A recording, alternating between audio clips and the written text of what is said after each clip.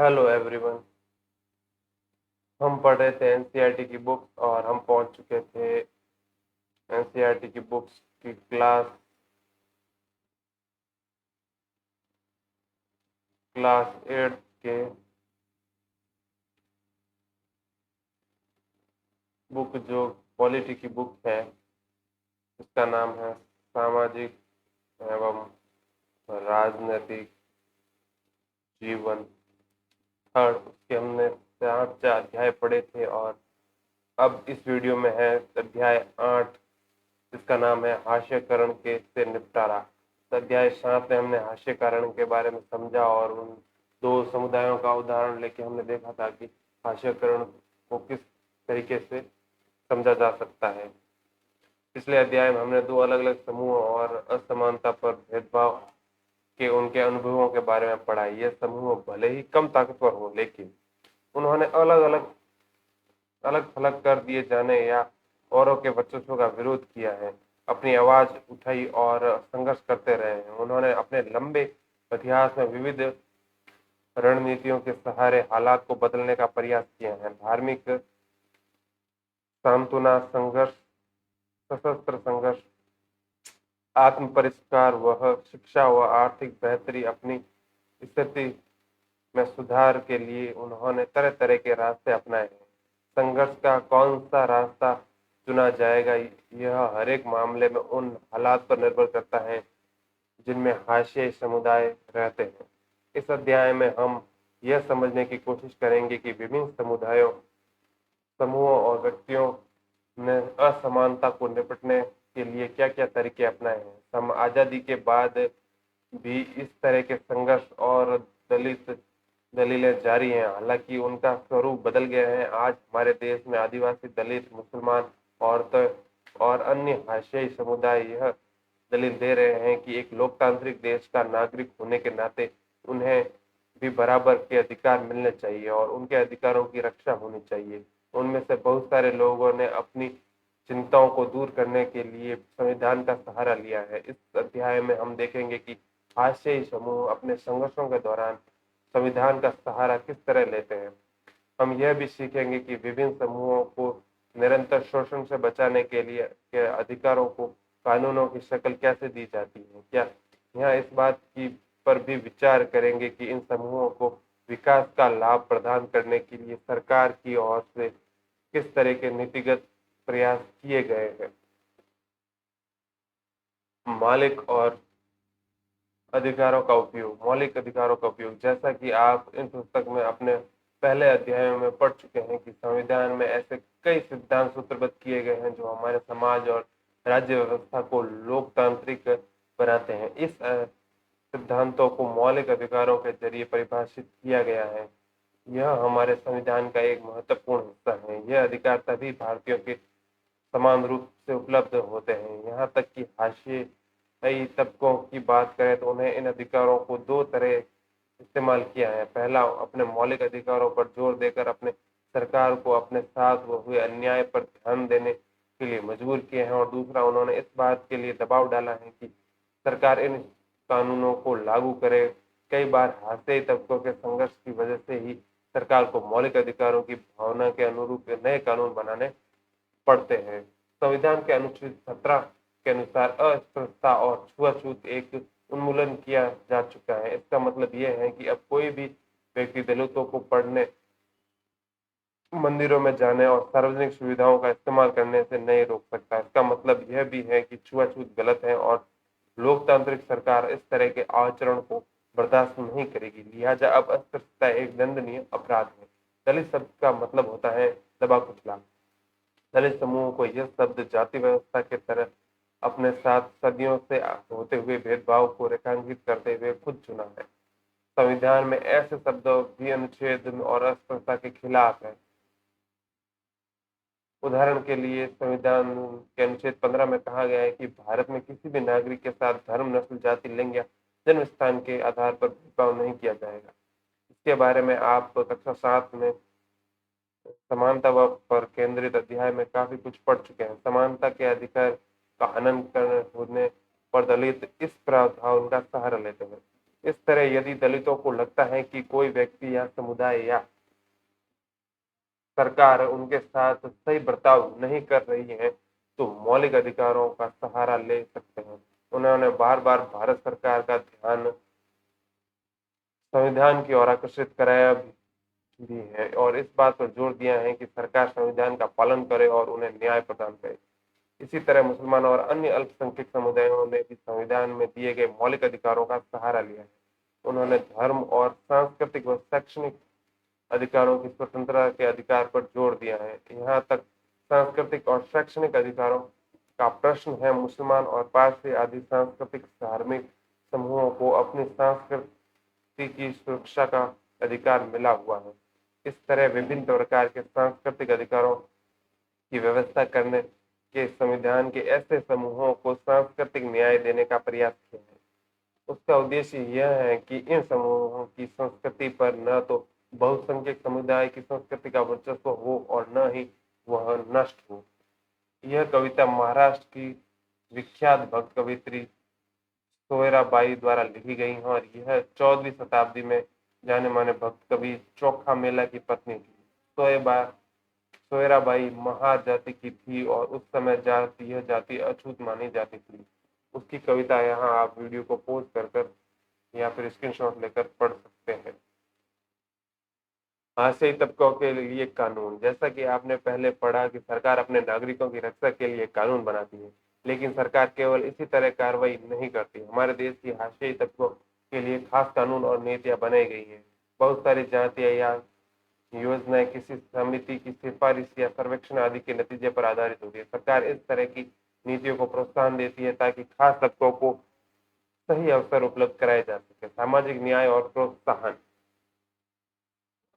संविधान में लागू करने के लिए राज्य और केंद्र सरकार जनजातीय आबादी वाले भारी दलित आबादी वाले इलाकों में विशेष प्रकार की योजनाएं लागू करती है। उदाहरण के लिए कई स्थानों पर दलित और आदिवासियों को सरकार की ओर से मुफ्त रियायतें दरों पर छात्रावास की सुविधाएं उपलब्ध कराई गई है ताकि वे शिक्षा संबंधी सुविधाएं हासिल कर सकें और मुमकिन है कि उनके अपने इलाकों में उपलब्ध नहीं हो। कुछ इस ऊपर दी गई कविता में सोयाबाई शुद्धता की सोच पर अंगुली उठाते हुए दलील दे रही है कि प्रत्येक मनुष्य एक ही ढंग से पैदा होता है, इसलिए ऐसा कोई चीज नहीं है जो एक ही देह को ज्यादा और दूसरे की देह को कम शुद्ध बना सकती है। संभवतः यह भी कहना चाहती है कि जाति व्यवस्था को लोगों ने विभिन्न स्थानों, कार्यों और ज्ञान और प्रतिष्ठा के वंचित रखने या लोगों को एक दूसरे से अलग करने या छुआछूत का भाव काम के स्वरूप में पैदा नहीं होता, बल्कि यह हमारे भीतर से हमारे अपने विचारों हमारी अपनी मूल्य मान्यताओं से पैदा होता है। कुछ जरूरी सुविधाएं मुहैया कराने के अलावा सरकार कानूनों का भी इस्तेमाल करती है ताकि व्यवस्था में निहित असमानता को खत्म करने के प्रयास के लिए ठोस कदम उठाए जा सके। आरक्षण की व्यवस्था इसी तरह का एक महत्वपूर्ण कानून नीति है। यह महत्वपूर्ण होने के साथ बेहद विवादास्पद भी है। शिक्षा संस्थानों और सरकारी नौकरियों में दलितों व आदिवासियों के लिए सीटों के आरक्षण का कानून एक महत्वपूर्ण तर्क पर आधारित है। इसके पीछे समझ यह है कि हमारे जैसे समाज में जहाँ कुछ तबकों को सदियों तक पढ़ने लिखने और नई निपुणताएं हासिल करने के अवसरों से वंचित रखा गया है, वहाँ लोकतांत्रिक सरकार को इन तबकों की सहायता के लिए ठोस कदम उठाने चाहिए।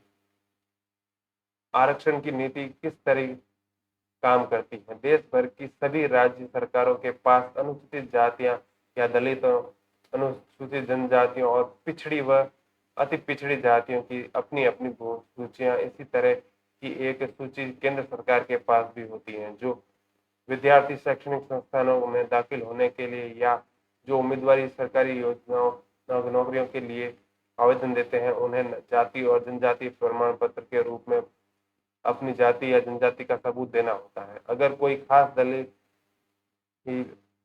जाति या जनजाति सरकारी सूची में है तो उस जाति या जनजाति का उम्मीदवार आरक्षण का लाभ उठा सकता है। कॉलेजों, खासतौर से मेडिकल कॉलेज जैसे पेशेवर संस्थानों में दाखिले के लिए सरकार ने कट ऑफ या न्यूनतम अंक सीमा तय की हुई है। इसका मतलब ये है कि इस संस्थान को सभी दलित और आदिवासी उम्मीदवार दाखिला नहीं पा सकते हैं।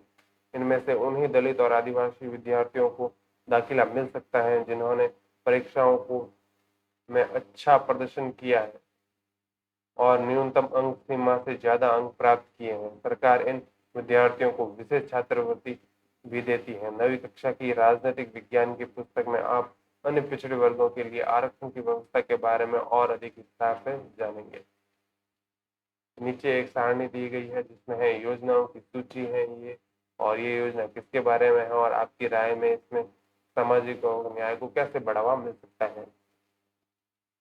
दलितों और आदिवासियों के अधिकारों की रक्षा, हाशिए समुदायों को भेदभाव और शोषण के बचाने के लिए नीतियों के अलावा हमारे देश में कई कानून बनाए गए हैं। आइए यहाँ सच्ची घटनाओं पर आधारित इस केस स्टडी को पढ़कर जाने कि अपनी रक्षा के लिए दलित इन कानूनों का किस इस्तेमाल करते हैं।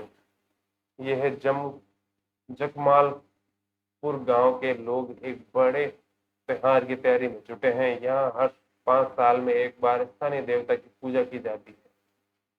5 दिन चलने वाले इस उत्सव के में आसपास के 20 गांवों के पुजारी इकट्ठा होते हैं। इस कार्यक्रम की शुरुआत में दलित समुदाय का एक व्यक्ति सारे पुजारियों के पैर धोता है और धोवन के इस पानी से नहाता है। जगमलपुर के यह काम रत्नम के परिवार के लोग करते हैं। रत्नम से पहले उसके पिता और दादा यह काम करते थे। उन्हें कभी मंदिर में दाखिला नहीं होने दिया गया, लेकिन इस रस्म को उनके लिए एक भारी सम्मान के रूप में देखा जाता था। इस बार रत्नम की बारी थी। रत्नम 20 साल का था और पास के ही एक कॉलेज में इंजीनियरिंग की पढ़ाई कर रहा था। उसने यह रस्म निभाने से इनकार कर दिया। उसने कहा कि वह इस संस्कार में विश्वास नहीं करता और उसके पुरखों को दलित होने के कारण ऐसा करने के लिए मजबूर किया जाता था।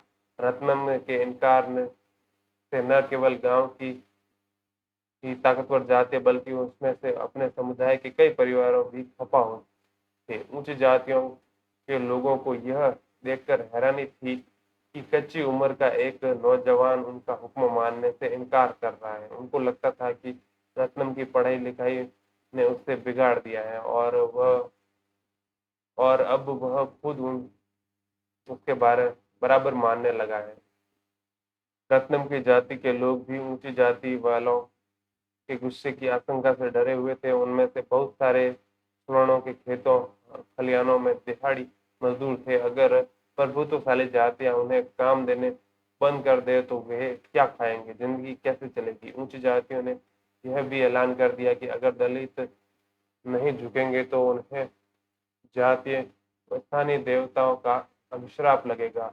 रत्नम की दलील यह थी कि चूंकि आज तक एक भी दलित मंदिर में भीतर नहीं गया है, इसलिए देवता ने उस पर गुस्सा होने का सवाल ही नहीं उठता। इस साइड में दिया गया है कि भाषा अपनी पुस्तक में अब आपने कबीर के दोहे पढ़े। कबीर 15वीं सदी के कवि थे। पेशे में बुनकर कबीर भक्ति परंपरा से जुड़े थे। कबीर की कविताएं परम सत्ता के प्रति अपने प्रेम को केंद्रित थी। उनका यह प्रेम रस्मों और पंडे पुजारियों के चुंगल से आजाद था। उनकी कविताओं में ताकतवर लोगों की तीखी आलोचना की दिखाई देती है। कबीर ने ऐसे लोगों के पर बार बार प्रहार किया जो अपनी धार्मिक और जातीय पहचान के लिए लोगों को सांचे में कैद कर देते हैं। उनकी राय में हर व्यक्ति के पास आध्यात्मिक मुक्ति प्राप्त करने की क्षमता होती है और वे अपने अनुभवों के जरिए भीतर के गहरे ज्ञान को हासिल कर सकते हैं। इसके पद सभी मनुष्यों की समानता और श्रम की महत्ता के शक्तिशाली विचारों को सामने लाते हैं। वे एक साधारण कुम्हार बनकर और घड़े में पानी लाती औरत सबके श्रम का सम्मान करते हैं। इसके पदों में श्रम की समूचे ब्रह्मांड को समझने का अधिकार है। उनकी प्रत्यक्ष साहस भरी चुनौतियां आज भी लोगों को प्रेरित करती हैं। उत्तर प्रदेश, राजस्थान, पंजाब, मध्य प्रदेश, बंगाल, बिहार और गुजरात के दलित भाषीय समूह हो और सामाजिक ऊंच नीच से घृणा करने वाले लोग आज भी कबीर के पदों को गाते हैं। ताकतवर जातियों ने रत्नम को सबक सिखाने की ठानी। उन्होंने अपने उसके समुदाय को हुक्म दिया कि वे रत्नम को उसके परिवार का बहिष्कार कर दे। सभी को यह आदेश दिया गया कि कोई भी उनके परिवार के से किसी तरह का संपर्क नहीं रखे। एक रात को अचानक कुछ लोगों को आकर रत्नम की झोपड़ी में आग लगा दी। रत्नम किसी तरह अपनी माँ के साथ जिंदा भाग निकला। उसने अनुसूचित जाति व अनुसूचित जनजाति अत्याचार निवारण अधिनियम 1990 के तहत स्थानीय थाने में मामला दर्ज कराया। बाकी दलित परिवार तब भी उसके समर्थन में आगे नहीं आए। वे डरे हुए थे। उन्हें लगा कि अगर वे अपना मुंह खोलेंगे तो उनकी हालत भी रत्नम जैसी बना दी जाएगी। स्थानीय मीडिया ने इस घटना पर काफी ध्यान दिया। बहुत सारे पत्रकारों ने गांव का दौरा किया। रत्नम को उन्होंने दलित प्रतिरोध के प्रतीक के रूप में पेश किया। अंततः विवादास्पद रस्म को खत्म कर दी गई, लेकिन उनके परिवार को गांव छोड़कर जाना पड़ा क्योंकि गांव की ऊंची युवतियां उनका बहिष्कार कर दिया। अनुसूचित जाति एवं अनुसूचित जनजाति अधिनियम अत्याचार निवारण अधिनियम 1990। रत्नम ने अपने गांव में उच्च जातियों द्वारा किए गए भेदभाव और हिंसा का विरोध करने के लिए अनुसूचित जाति एवं अनुसूचित जनजाति अत्याचार निवारण अधिनियम के तहत शिकायत दर्ज की और कानून का सहारा लिया। यह कानून 1990 में दलितों तथा अन्य समुदायों की मांगों को जवाब में बताया गया कि उस समय सरकार पर इस बात के लिए भारी दबाव पड़ रहा था कि वह दलित और आदिवासियों के साथ रोजमर्रा होने वाले दुर्व्यवहार और अपमान पर रोक लगाने के लिए ठोस कार्रवाई करे। यूं तो इस तरह का व्यवहार लंबे समय से चल रहा था, लेकिन 70 के दशक के आखिर में 80 के दशक में यह समस्या हिंसक रूप लेने लगी। इस दौरान दक्षिण भारत के कई हिस्सों में अपने हकों का दावा करने वाले बहुत सारे आग्रही दलित संगठन सामने आए और उन्होंने अपने हकों के लिए पुरजोर आवाज उठाई। वे तथाकथित जातीय दायित्वों का निर्वाह करने को तैयार नहीं थे, समानता का अधिकार चाहते थे। रत्नम की तरह उन्होंने भी दलितों का अपमान व शोषण करने वाली परंपराओं को मानने से इनकार कर दिया था। उनकी वजह से उच्च जातियों के लोगों के साथ खुलेआम हिंसा उतारू हो गई थी। ये सरकार को इस बात का एहसास कराने के लिए कि दलित संगठनों ने व्यापक अभियान चलाए कि छुआछूत अभी भी जारी है, उन्होंने इस बात के लिए दबाव बनाया कि नए कानूनों में दलितों के साथ होने वाली विभिन्न प्रकार की हिंसा की सूची बनाई जाए और इस तरह के अपराध करने वालों के लिए सख्त सजा का प्रावधान किया जाए। इसी प्रकार 1970 और 1980 के दशकों में आदिवासियों ने भी खुद को बड़े पैमाने पर संगठित किया। उन्होंने न केवल बराबरी की आवाज उठाई, बल्कि अपनी जमीन पर संसाधनों को हासिल करने के लिए भी आंदोलन चलाए। इन आदिवासियों को ताकतवर सामाजिक गुटों का गुस्सा झेलना पड़ा और उसके साथ भी जमकर हिंसा हुई। यही वजह है कि इन कानूनों में अपराध की एक लंबी सूची दी गई। इसमें से कई अपराध तो इतने भयावह थे कि उनके बारे में सोचकर भी दिल दहल जाता है। इस कानून में न केवल भयानक अपराधों का उल्लेख था, बल्कि यह कानून इस तरह बात की ओर इशारा भी करते थे कि साधारण इंसान भी कितने जघन्य अपराध कृत्य कर सकते हैं। इस प्रकार इस तरह के कानून हमारे सोचने और का करने के तरीके को प्रभावित करते हैं और दोषियों को सजा भी देते हैं। इस कानून में कई स्तरों में अपराधिक के बीच फर्क किया गया है। पहला, इसमें शारीरिक रूप से खौफनाक और नैतिक रूप से निंदनीय अपमान के स्वरूपों की सूची दी गई है। इसका मकसद ऐसे लोगों को सजा दिलाना था जो पहला कि अनुसूचित जाति और अनुसूचित जनजाति के किसी व्यक्ति को कोई अखाद्य अथवा गंदा पदार्थ पीने या खाने के लिए विवश करते थे। अनुसूचित तीसरा दूसरा, अनुसूचित जाति या अनुसूचित जनजाति के व्यक्ति दंगा करके उसमें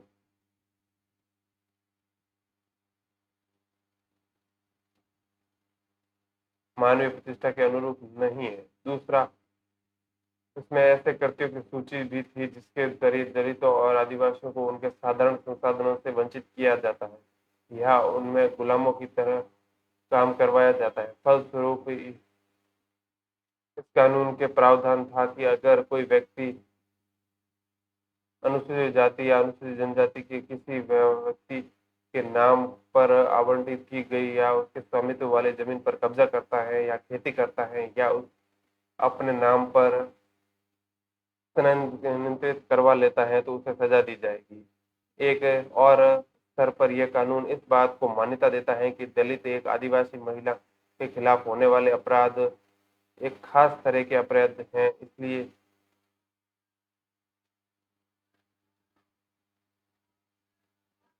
इसलिए अपराध है, इसलिए ऐसे लोगों को दंडित करने के लिए व्यवस्था की जाए। अनुसूचित जाति या अनुसूचित जनजाति की किसी भी महिला को अपमानित करने के लिए उस महिला पर हमले करने या उसके साथ जोर जबरदस्ती करने करते हैं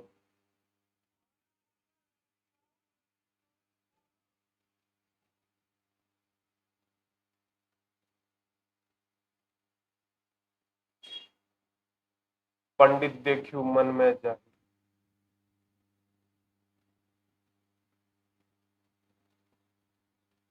कहूँ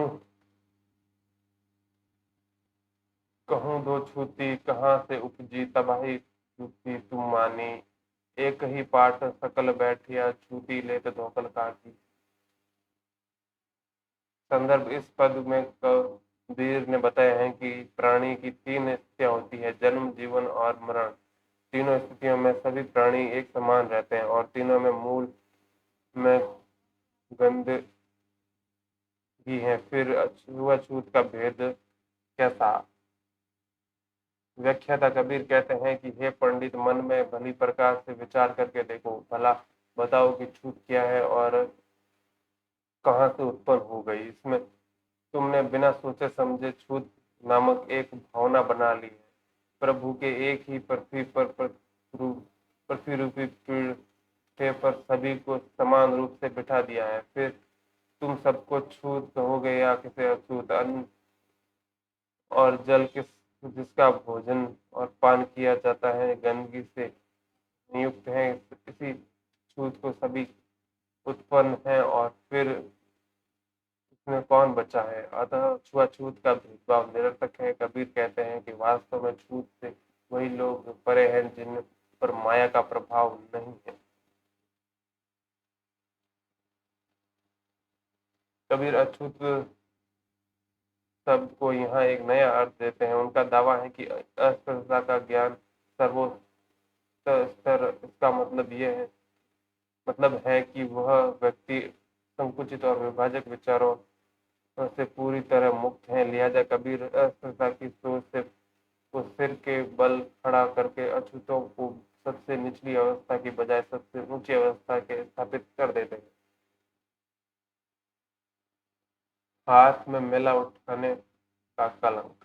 बहुत सारे लोग झाड़ू, टिन और टोकरियों के सहारे पशुओं और इंसानों के मलमूत्र को ठिकाने लगाते हैं। वे बिना पानी वाले सूखे शौचालय में गंदगी उठाकर दूर के स्थानों पर फेंक कर आते हैं। हाथ में मैला उठाने वाले पीढ़ी दर पीढ़ी यही काम करते हैं। यही काम आम तौर पर दलित औरतें और लड़कियों के हिस्से में आता है।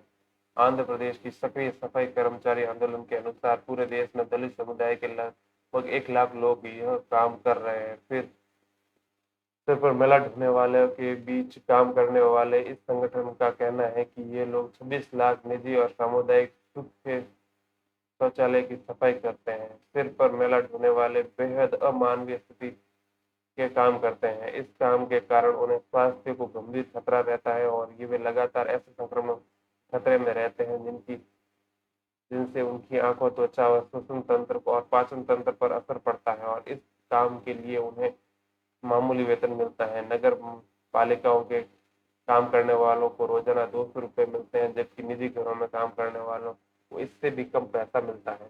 जैसा कि आपने इस पुस्तक में पढ़ा कि भारतीय संविधान की अस्पृश्यता की प्रथा को खत्म किया जा चुका है, फिर भी हाथ से मेला उठाने वालों को कई जगह अछूत माना जाता है। गुजरात में भंगी, आंध्र प्रदेश में पाखी और तमिलनाडु में सिक्कल यार इसी श्रेणी में आते हैं।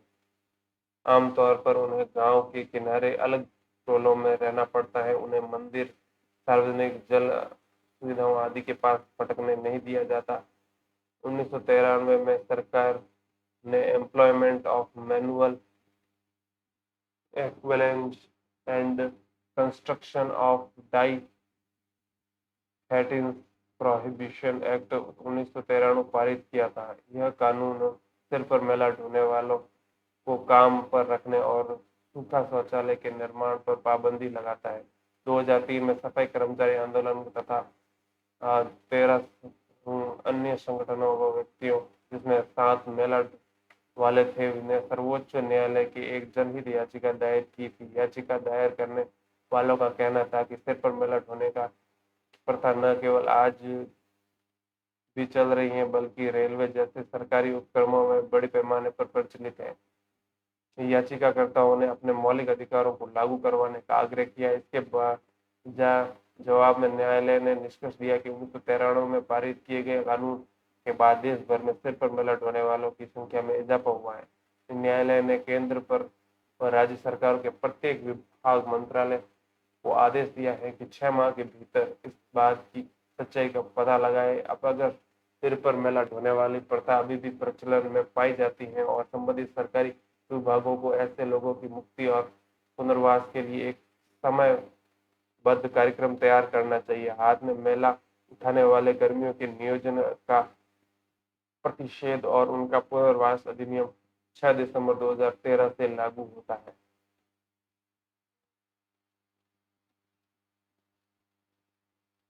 आदिवासी की मांगे 1900 और 1969 का 89 का अधिनियम 1989 का अधिनियम एक और वजह से महत्वपूर्ण है। आदिवासी कार्यकर्ता अपनी परंपरागत जमीन पर अपने कब्जे व बहाली के लिए इस कानून का सहारा लेते हैं। जैसा कि आपने पिछले अध्याय में पढ़ा था कि हमारी जमीन छोड़ने और जबरन विस्थापन के लिए आदिवासियों को भारी परेशानी होती है। कार्यकर्ताओं का कहना है कि जिन लोगों ने आदिवासियों की जमीन पर जबरदस्ती कब्जा कर दिया है, उन्हें इस कानून के तहत सजा दी जानी चाहिए। उन्होंने कहा कि यह कानून भी जनजाति समुदायों को केवल वही लाभ देता है जिनका संविधान में आश्वासन दिया गया है। उनका कहना है कि संवैधानिक रूप से आदिवासियों की जमीन को किसी गैर आदिवासी व्यक्ति को नहीं बेचा जा सकता। जहां ऐसा हुआ, वहां संविधान की गरिमा बनाए रखने के लिए उन्हें उनकी जमीन वापस मिलनी चाहिए। ये एक चित्र है जिसमें पेड़ काटते हुए दिखाया गया है। केंद्र सरकार ने हाल ही में अनुसूचित जनजाति एवं अन्य परंपरागत वनवासी वन अधिकार मान्यता अधिनियम 2006 पारित किया है। इस कानून के प्रस्तावना में कहा गया है कि यह कानून जमीन और संविधानों के संसाधनों पर वन्य समुदायों के अधिकार को मान्यता न देने के कारण उनके साथ हुए ऐतिहासिक अन्याय को दूर करने के लिए पारित किया गया है। इस कानून में वन्य समुदायों को घर के आसपास जमीन, खेती और चराई योग्य जमीन को और गैर लकड़ी वन उत्पादों पर उनके अधिकारों को मान्यता दी गई है। इस कानून में यह भी कहा गया है कि वन एवं जैव विविधता संरक्षण भी वनवासियों के अधिकारों में आता है। आदिवासी कार्यकर्ता सी के जानू का आरोप था कि आदिवासी संवैधानिक कानूनों का उल्लंघन करने वालों विभिन्न प्रदेशों की सरकारें भी पीछे नहीं है। यही सरकारें जो लकड़ी व्यापार, पेपर मिल आदि के नाम पर गैर आदिवासी घुसपैठियों को जनजातीय जमीनों का दोहन करने और आदिवासियों को उनके परंपरागत जंगलों में उजाड़ने की छूट देती है। उनके अलावा जंगलों में आरक्षित एवं अभ्यारण्य घोषित करने के भी लोगों को वहां से बेदखल किया जा रहा है। सुश्री जानू का यह भी कहना था कि जो आदिवासी पहले ही बेदखल हो चुके हैं और जो अब वापस नहीं लौट सकते, उन्हें भी मुआवजा दिया जाना चाहिए। इसका मतलब ये है कि सरकार ऐसी योजनाएं बनाए जिसके सहारे वे नए स्थानों पर रह सके और काम कर सके। जब सरकार आदिवासियों को छीनी गई जमीन पर औद्योगिक व अन्य परियोजनाओं के निर्माण के लिए बेहिसाब पैसा खर्च कर सकती है, तो इस विस्थापनों को पुनर्वास देने के लिए मामूली सा खर्च करने से क्यों हिचकिचाते हैं। निष्कर्ष: किसी अधिकार या कानून या नीति को कागज पर लिखने देने से यह मतलब नहीं है कि वह अधिकार या कानून या नीति वास्तव में लागू हो चुका है। इन प्रावधानों को अमली जमा पहनाने के लिए लोगों को लगातार कोशिश करनी पड़ती है। बराबरी, इज्जत और सम्मान की चाह कोई नई बात नहीं है। यह बात हमारे पूरे इतिहास में विभिन्न रूपों में दिखाई देती है। इसी प्रकार लोकतांत्रिक समाज में भी संघर्ष, लेखन, सौदेबाजी और संगठनिकता की प्राथमिकता जारी रहनी चाहिए। इसी के साथ ये चैप्टर भी होता है खत्म। मिलेंगे नेक्स्ट वीडियो में, तब तक के लिए धन्यवाद। Thank you.